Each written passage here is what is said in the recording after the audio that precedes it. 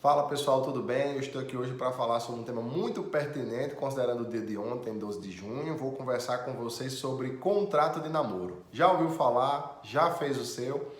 Pois bem, quem procura contrato de namoro busca segurança, busca proteção patrimonial, blindar no bom sentido o seu patrimônio pessoal e ter uma maior previsibilidade futura, evitando com esse contrato litígios, discussões, estresses futuros, tá certo?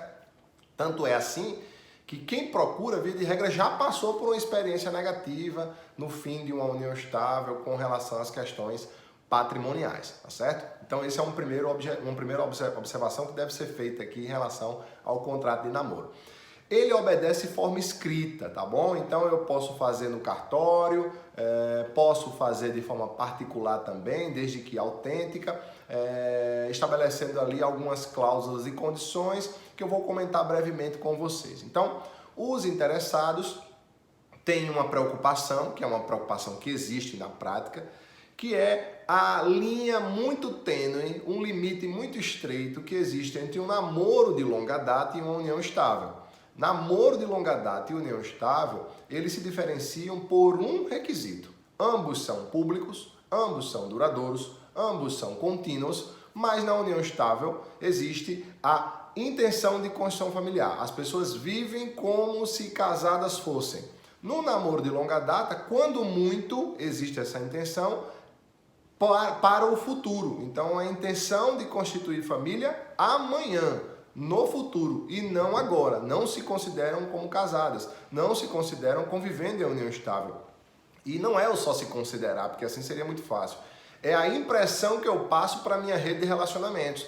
Então, se eu vivo em união estável, eu acabo, mesmo que não queira, passando para outras pessoas a impressão de que vivo como se casado fossem, que vivo como companheiro, companheira, convivente ou convivente.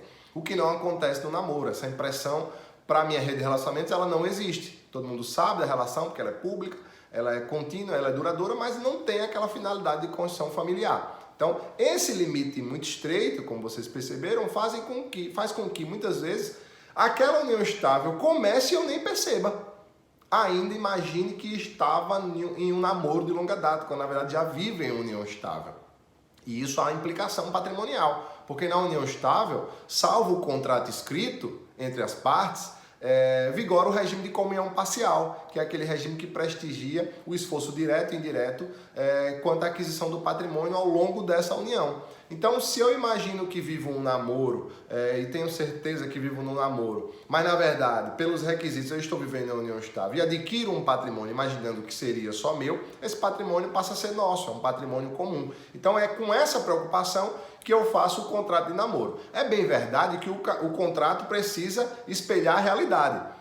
Jamais esse contrato vai ter força absoluta para desqualificar, desmerecer ou diminuir a realidade. Se eu faço um contrato de namoro, pode ter ele 250 cláusulas, eu costumo dizer, 300 páginas, mas se na minha realidade eu vivo em união estável, de nada valeu o meu contrato para descaracterizar. Ele não vai ter o poder de descaracterizar a união estável, tá bom? Então o contrato precisa espelhar a realidade. As pessoas declaram nesse contrato que vivem em união pública contínua, mas que não têm intenção de constituição familiar.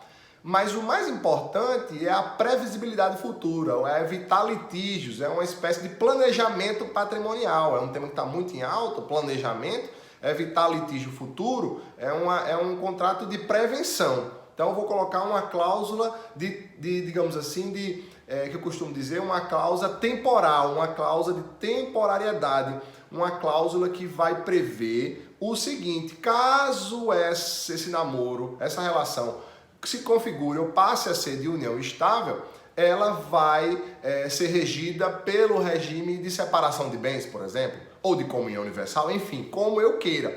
E esse contrato de namoro, ele vai servir, salvo o melhor juízo, como o contrato escrito a que fiz referência e que o artigo 1725 do Código Civil traz de forma muito clara, de forma muito evidente, tá bom? Então essa é uma cláusula de proteção patrimonial e também de planejamento patrimonial, de organização futura patrimonial.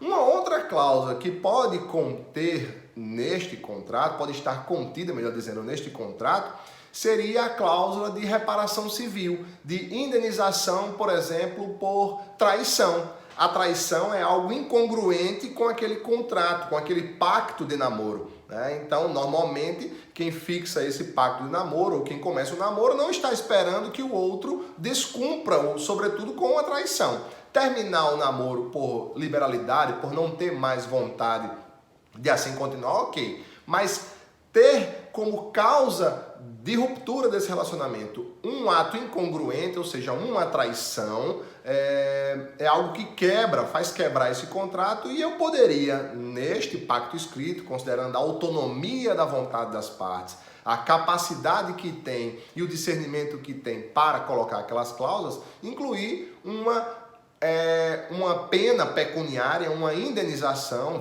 em valor, em pecúnia, em caso de rompimento ou de fim do relacionamento por traição, por exemplo. Isso é algo que tem sido comum, né? Sobretudo em contratos de convivência, que já são outro tipo de contrato, podemos fazer até um vídeo depois, que é o contrato de união estável, tá certo? Então, o contrato de namoro, ele tem essa ideia, a ideia de proteção patrimonial, a ideia de evitar litígios futuros, sobretudo de ordem patrimonial, tá bom?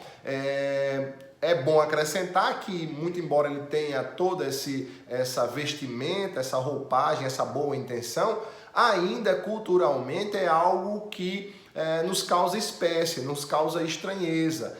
As pessoas, de regra, entendem incompatíveis o momento de início de um namoro, ou o namoro em si, no seu caminhar, com a elaboração de um contrato, um ato negocial, com um ato de cunho eminentemente afetivo, amoroso. As pessoas não veem muito bem isso, e eu costumo brincar que eu apresentando o contrato para ser assinado e o namoro acabando ali mesmo, né? A gente costuma falar muito isso em sala de aula. Mas está aí o Colégio Notarial Brasileiro, que trata os dados dos contratos feitos em cartório, registrou do ano passado para cá, de 2018 para esse ano, um aumento de em torno de 60%, 57%, para ser mais preciso, no aumento de contratos feitos de forma pública. Imagine os aqueles que são feitos de forma particular, sem passar pelo registro público, tá certo? Então, fica aí as observações, espero que tenha sido proveitoso para vocês.